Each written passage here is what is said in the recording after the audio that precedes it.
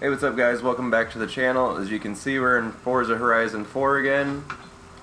Maybe if I would quit moving the camera you could see that. But we're back in Forza Horizon 4 again. We're going to take the new Aston Martin Superleggera out, do a little drifting in it. I did come over here to the Lego expansion mostly just because for the most part the roads don't get nearly as bad in wintertime as they do on the main map, so we should have a little better luck trying to drift around than we would if we were in the main map. So let's jump right in here and see how this thing does. It's kind of an awkward drift car. It almost is too grippy for the way I like to drive in this game usually, at least for drifting. But it is a very decent car overall. Definitely could use a little more tuning. Thank you, Mini Cooper. I appreciate that. Could definitely use a little more tuning, but overall it's a pretty balanced build. Just takes a little getting used to, especially the steering. It's very, very heavy on the wheel compared to a lot of other cars I usually would take for drifting.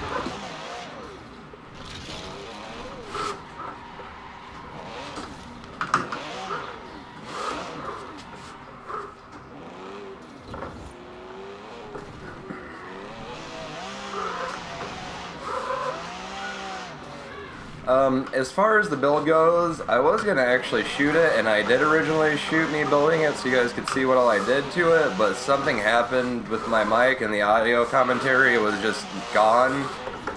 But basically, all I did was add drift suspension. I did give it like 200 extra horsepower, so we're a little over 900 now. Nothing super crazy, but enough to get these huge 305s that this thing comes with in the rear to break loose.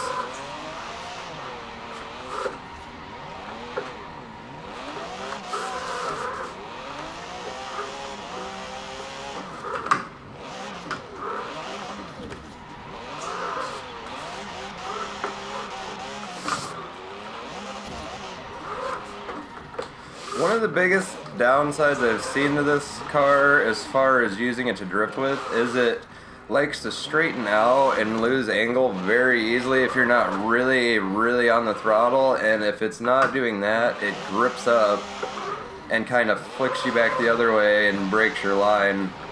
It's a very odd car as far as balance goes to get used to drifting it.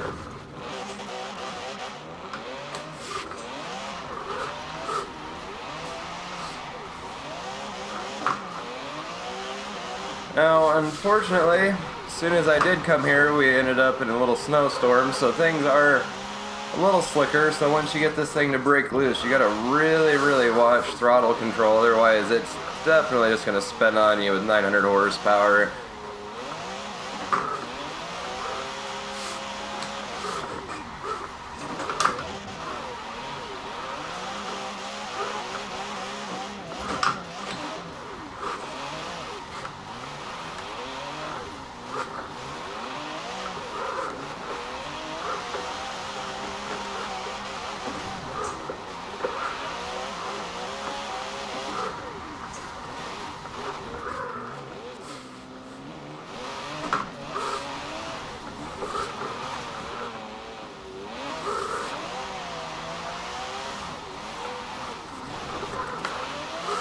So even though this does make a somewhat decent drift car, it's definitely more suited for track use. As a track car, even with almost stock horsepower and just upgrading the handling on it, it's an extremely quick car, and the handling on it is just amazing. It's honestly kind of unbelievable to think an Aston Martin this size, or any Aston Martin really in general besides maybe the Vulcan, has as much grip as this thing does.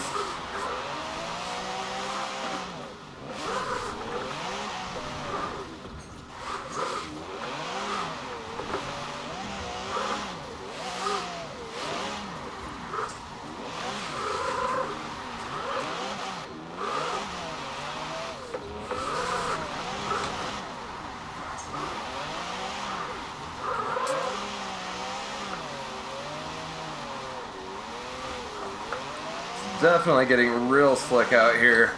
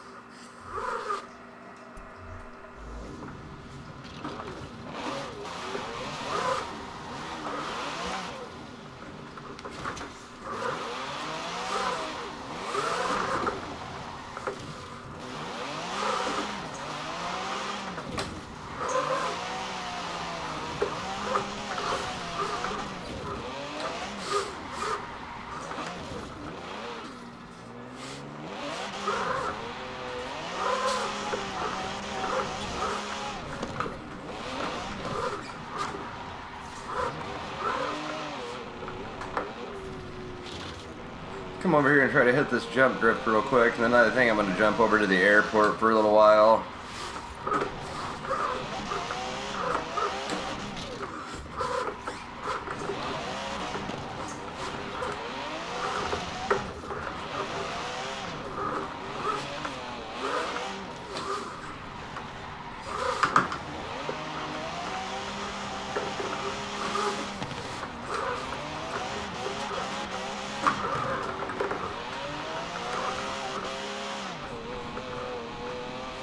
It's a little better line.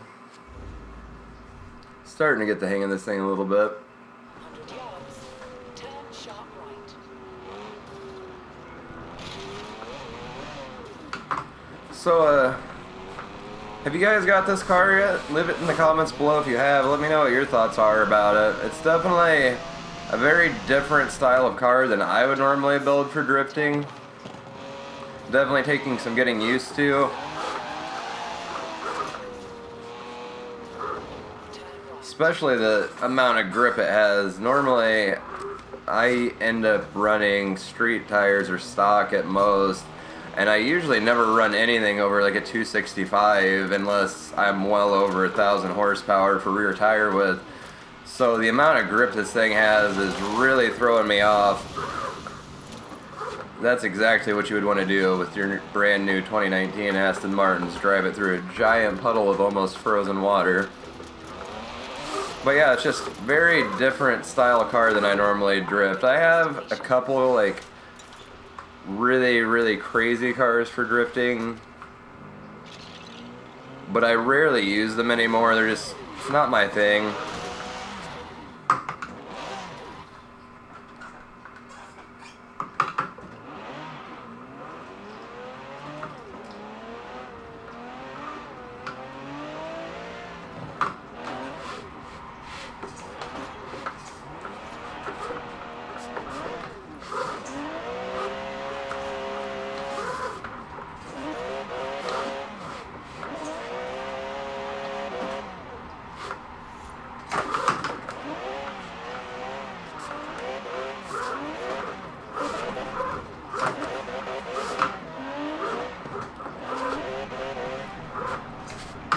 I do have to say too, on a wheel, this thing has a lot more force in the wheel than any other vehicle. I actually turned my force feedback down just a couple, like literally like 2 points, and it still feels just really heavy. Makes it kind of hard to control in a drift because you're constantly fighting with the wheel a little more than I would like to be.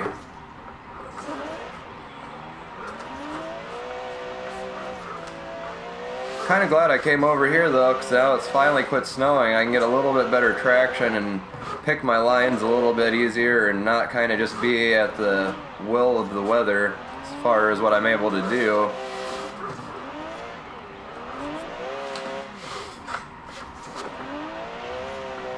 I don't even know if I could honestly get this thing around the helicopter without hitting it. It's so long. It's a very large car and kind of awkward to place through some of these tight sections.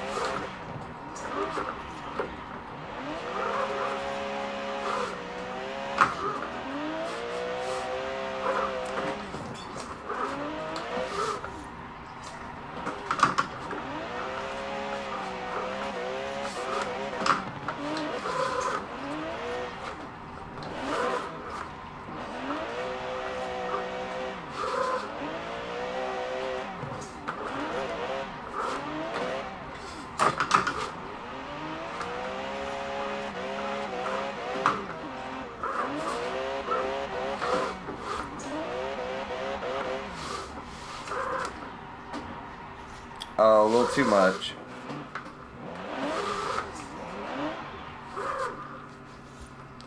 Starting to get dark out here now too.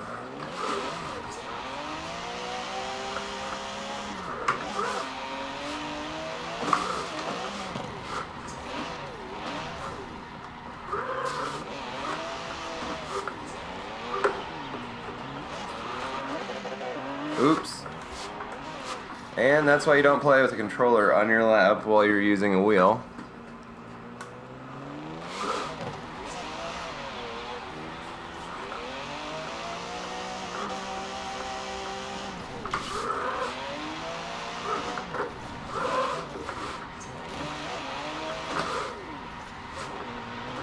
don't think most people would want to be wall tapping their 2019 Aston Martin either, but hey, that's why we get it in the game. You can do whatever you want to and not have to really worry about it.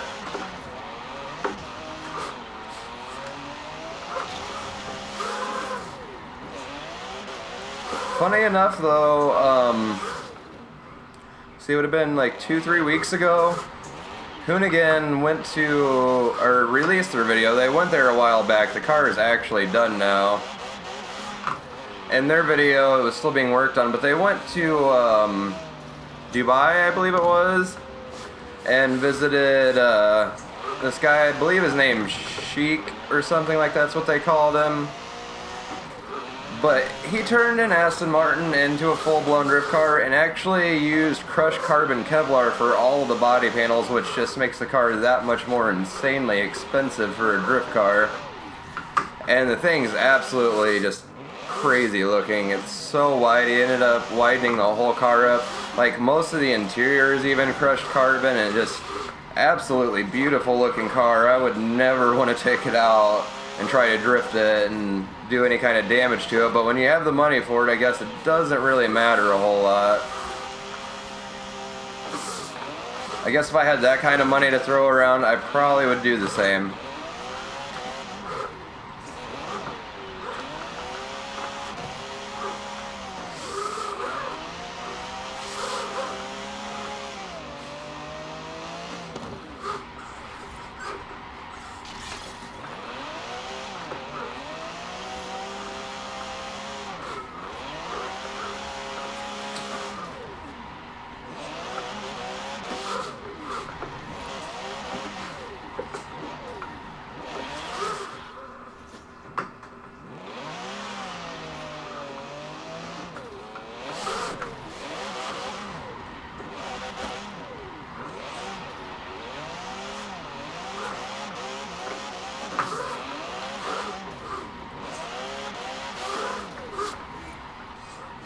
I do have to say, this car does sound fairly good here in the game.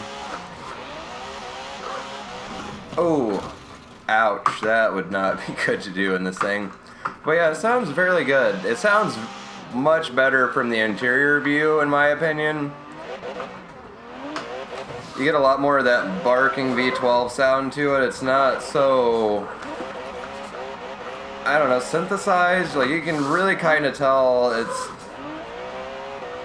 recorded audio that's been modified for the RPM range when you do upgraded cams and stuff from the exterior view of the car. But inside, it's surprisingly accurate sounding for most V12s from anything I've ever actually heard.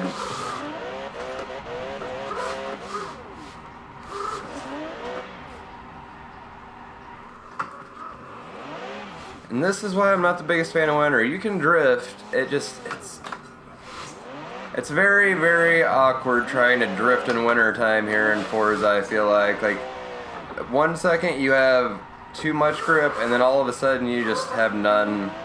So it's fairly accurate, I mean, at least in real life, because in wintertime you hit spots that are just insanely slick out of nowhere driving.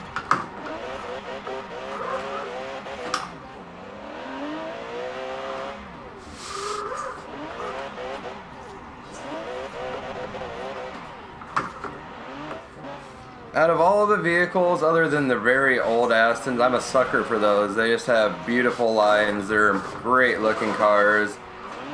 This is probably one of the best looking Astons as far as design goes and just overall aesthetics from the outside I have ever seen. It's an absolutely beautiful looking car, at least when you don't have the whole thing covered in dirt and grime from the road here in wintertime. There's one thing I'm kind of noticing though. The overall body shape has kind of an almost modern Jag type of... From the front, you can tell because of the grille it's Aston Martin and the badging, but if you got rid of that and you just kind of changed the grille out or inlet just a little bit there in the nose of it, it would look a lot like a modern Jag, which is very odd. You can't really say that about any of the other Aston Martins that have ever been released.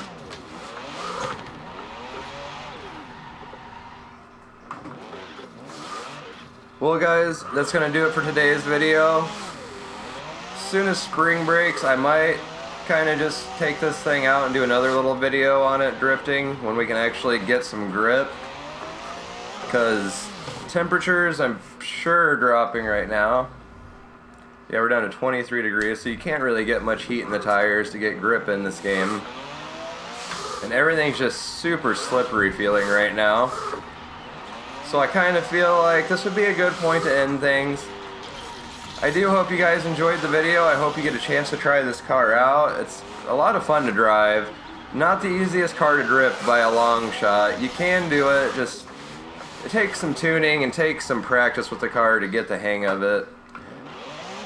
And I feel like the biggest issue that we have is the fact it's got those 305s in the back for tires. It kind of just makes the car have a very fine line between grip and just completely losing all traction and any kind of ability to control the car. Especially once you start getting up a little bit higher in the rev range. But it's definitely a car worth getting, especially with how easy it is to knock out the 50%. As a matter of fact, I believe right now, so I should be able to go to the welcome back page. So I say, as a matter of fact, I believe I'm at like 90% almost right now in this season. Yeah, 90% completion. I still have all these daily challenges to do. So 50% is not difficult at all to get. I feel like this would be a really good car for like S1 online adventures and ranked adventures.